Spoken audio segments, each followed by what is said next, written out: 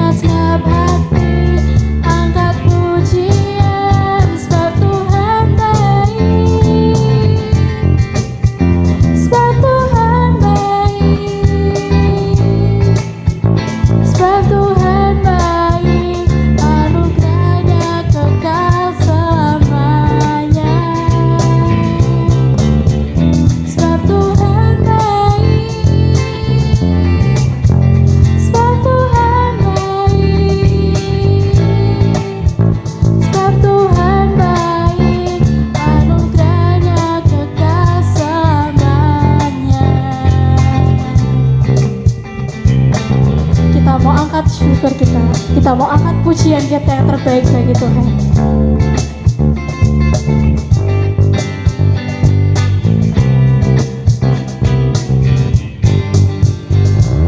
Masuk gerbangnya bersyukur dengan penuh pujian, bersuka di hadiratnya, nyanyi besarkan agung namanya, puji dia tiuplah sangkakalan, musik dan tarian, semua makhluk di bumi di surga dengan segenap hati angkat pujian sebab Tuhan baik, sebab Tuhan baik, sebab Tuhan baik, anugerahnya kekal selamanya. Sebab Tuhan baik, sebab Tuhan baik, sebab Tuhan baik, anugerahnya kekal selamanya.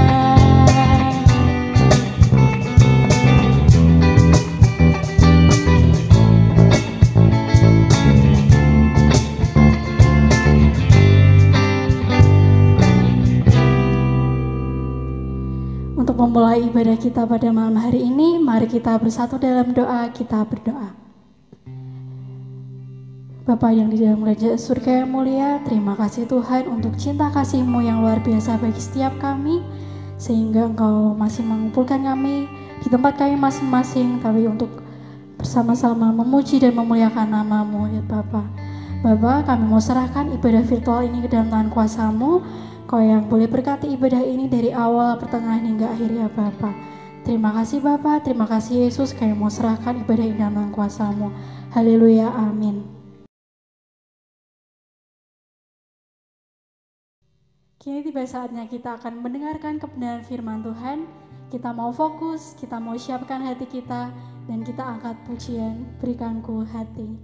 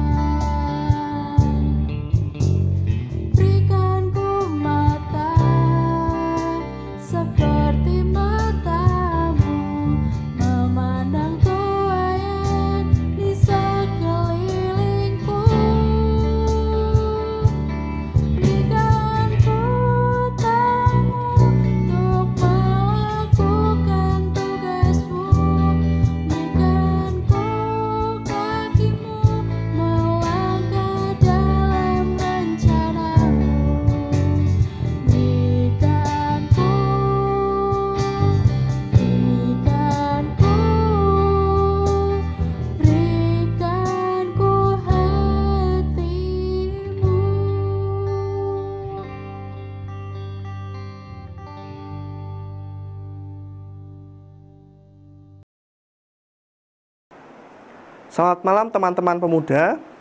Kita akan merenungkan firman Tuhan. Tapi sebelum itu marilah kita berdoa. Selamat malam Tuhan yang kami sembah dan kami kenal dalam nama anak-Mu yang tunggal, Tuhan kami Yesus Kristus. Pada malam hari Tuhan kami mau memahami setiap isi dari firman-Mu. Kiranya Engkau berikan hikmat kepada anak-anak-Mu pemuda dan terlebih hamba-Mu yang akan menyampaikan kebenaran firman-Mu. Terima kasih Tuhan, kami telah berdoa. Dalam nama Yesus kami telah berdoa. Haleluya. Amin. Baik, kita akan merenungkan dan membaca firman Tuhan dalam Kisah Para Rasul 2 ayat 41 sampai 47 dengan tema pemuda yang tidak iman. LAI memberikan judul cara hidup jemaat yang pertama. Beginilah firman Tuhan. Orang-orang yang menerima perkataannya itu memberi dirinya dibaptis, dan pada hari itu jumlah mereka bertambah kira-kira 3.000 jiwa. Mereka bertekun dalam pengajaran rasul-rasul dan dalam persekutuan, dan mereka selalu berkumpul untuk memecahkan roti dan berdoa. Maka ketakutanlah mereka semua, sedang rasul-rasul itu mengadakan banyak mujizat dan tanda. Dan semua orang yang telah menjadi percaya tetap bersatu, dan segala kepunyaan mereka adalah kepunyaan bersama. Dan selalu ada dari mereka yang menjual harta miliknya, lalu membagikannya kepada semua orang sesuai dengan keperluannya masing-masing. Dengan bertekun dan dengan sehati mereka berkumpul tiap-tiap hari dalam bait Allah. Mereka memecahkan roti di rumah masing-masing secara bergilir dan makan bersama-sama dengan gembira dan dengan tulus hati, sambil memuji Allah. Dan mereka disukai semua orang, dan tiap-tiap hari Tuhan menambah jumlah mereka dengan orang yang diselamatkan. Baik teman-teman, beberapa hari ini sudah di awal tahun 2021 banyak bencana yang terjadi di awal tahun ini. Mulai dari jatuhnya pesawat Sriwijaya, lalu longsor di Sumedang, dilanjutkan juga di Majene, lalu Mamuju terjadi gempa. Tidak selang lama Kalimantan Selatan banjir bandang, dan yang terakhir adalah Manado yang diterjang banjir dan tanah longsor. Nah, Basarnas dan tim setelah mengurus dari Sriwijaya Air, mereka harus bertolak dari satu bencana ke bencana yang lain. Basarnas ini mempunyai semangat yang luar biasa karena mengevakuasi dan menolong korban bencana tersebut. Nah, tidak hanya luar biasa dalam hal semangat saja, bahkan Basarnas ini juga menuangkan pikiran, tenaga, bahkan segala sesuatunya diluangkan untuk berbagi dengan korban bencana tersebut. Nah, pertanyaannya lah bagi kita pemuda Kristen, apakah kita mau berbagi seperti Basarnas kepada sesama kita? Lalu bagaimana caranya untuk menjadi pemuda yang tidak iman tersebut? Nah, dalam teks ini kita akan belajar bahwa apakah kita tahu apa yang menyebabkan jemaat mula-mula ini, jemaat Kristen mula-mula ini bertumbuh dengan baik. Bahkan diceritakan dalam teks ini bahwa mereka semua disukai oleh orang, dan semakin banyak orang yang bergabung dengan jemaat Kristen di tengah keberadaan agama yang besar, yaitu Yunani Romawi dan agama Yahudi. Nah, apa yang menjadi daya tarik jemaat Kristen mula-mula ini? Ya, ini adalah cara hidup jemaat mula-mula ini ternyata yang menjadi daya tariknya rupa-rupanya. Nah, apa? Yaitu iman yang terhadap Yesus yang telah bangkit itu memampukan mereka hidup di dalam suatu persekutuan yang saling peduli dan berbagi, atau caring and sharing communion.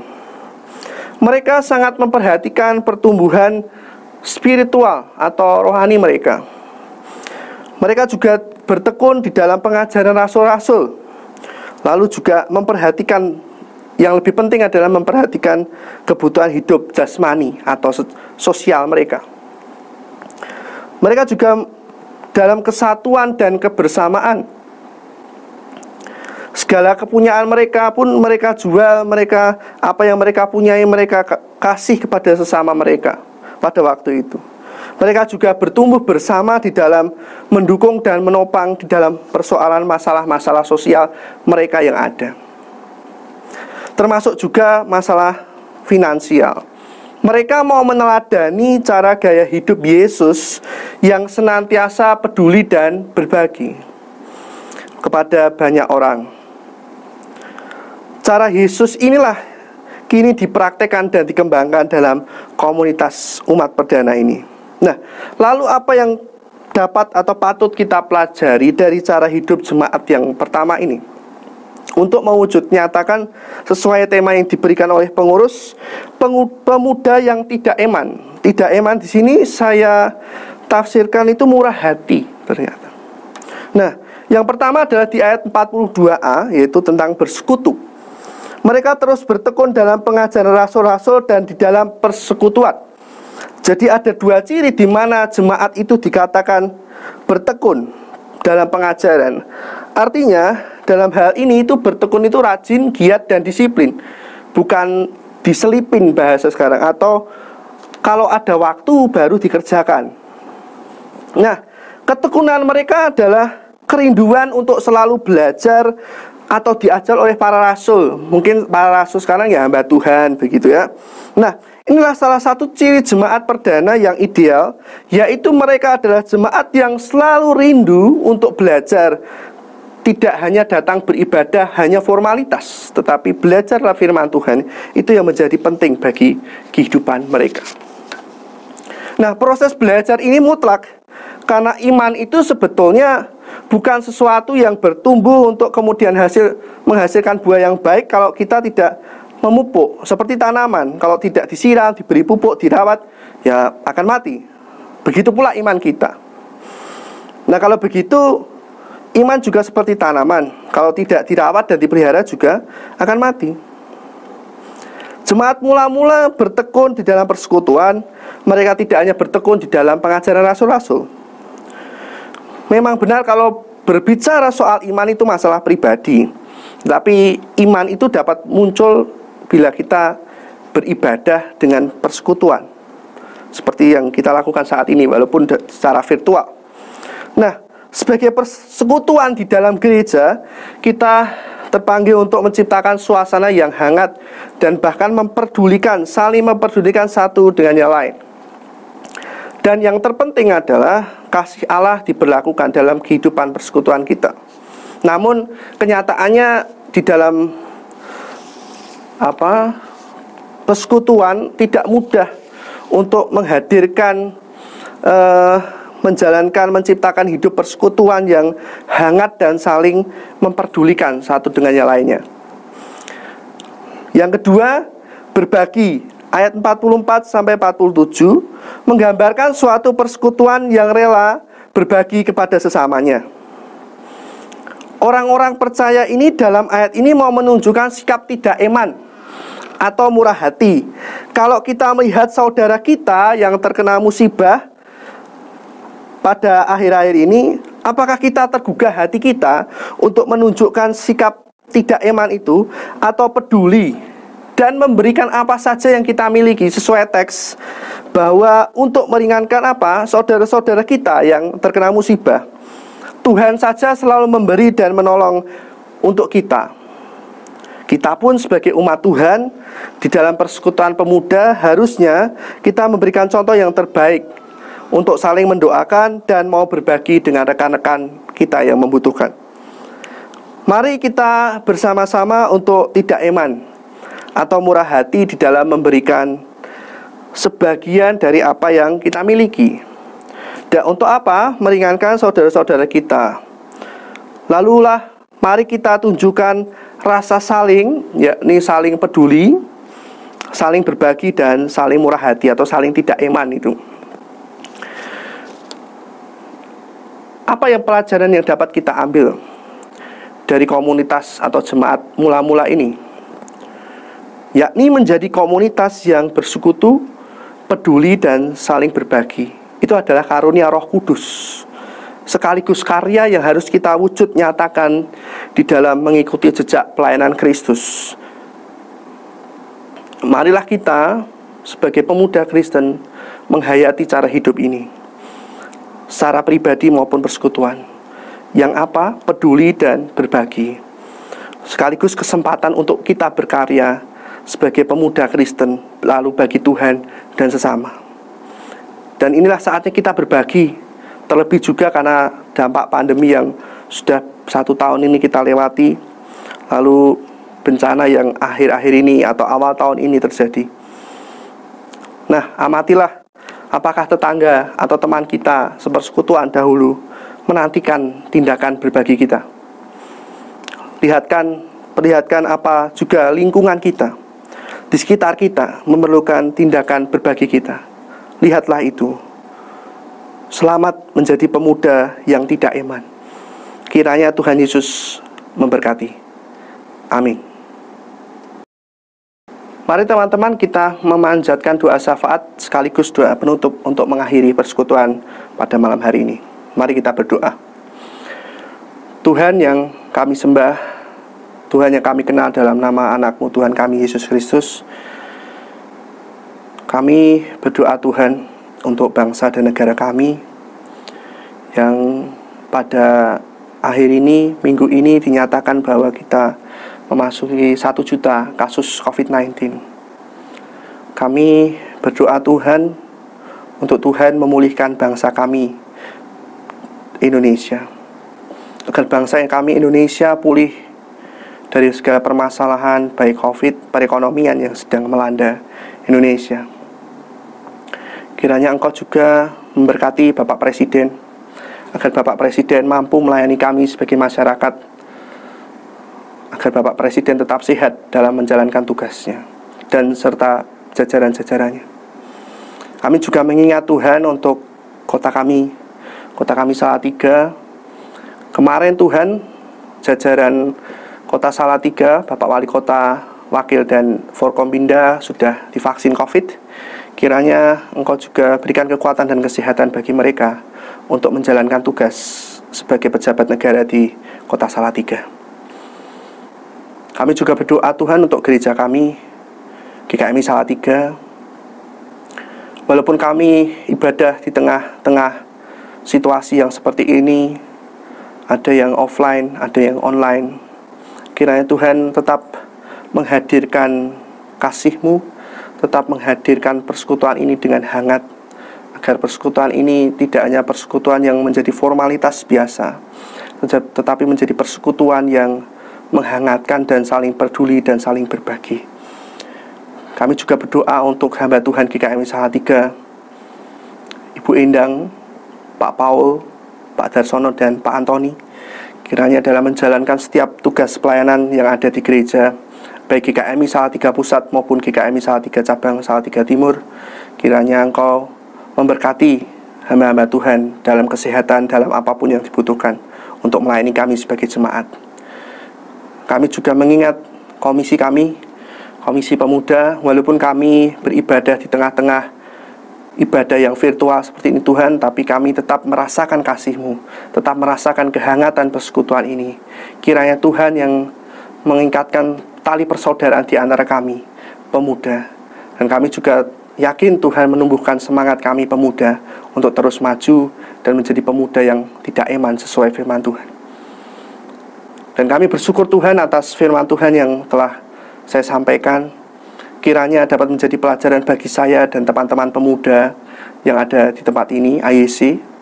Kiranya menjadi berkat dan dapat dilakukan dalam kehidupan sehari-hari mereka. Terima kasih Tuhan atas persekutuan yang indah pada malam hari ini.